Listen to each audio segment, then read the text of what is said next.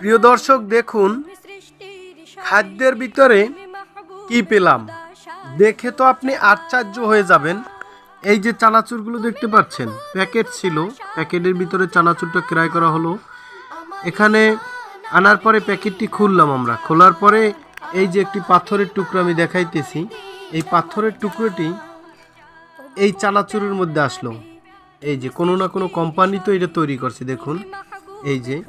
আর এই যে ছোট বাচ্চারা এই খাবারগুলো খায়, এতে কি পরিমাণ উপকার হয় বা ক্ষতি হয় আপনারা তো ভালোই বুঝতে পারতেছেন। এখন আমি তো অবাক, চোখ কপালে। এই যে দেখুন চানাচুরগুলো কত সুন্দর, স্বচ্ছ, দেখার মতো কালার, একদম হলদে কালার। এদিকে দেখুন এই যে বাচ্চাটি মজা করে খাচ্ছে। আর আপনার এটি তৈরিতে কি পরিমাণ গাফিলতি ছিল তাদের, বা স্বয়ংক্রিয়ভাবে তারা এটা চেক করে নাই, প্যাকেট করছে, লোকালভাবে এটা তৈরি হয়েছে।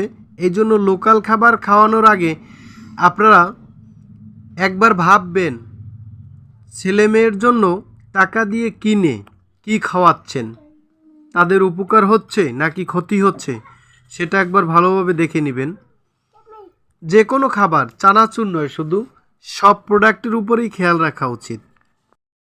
স্বাস্থ্য সচেতনতা সবারই দরকার, ছোট বড়।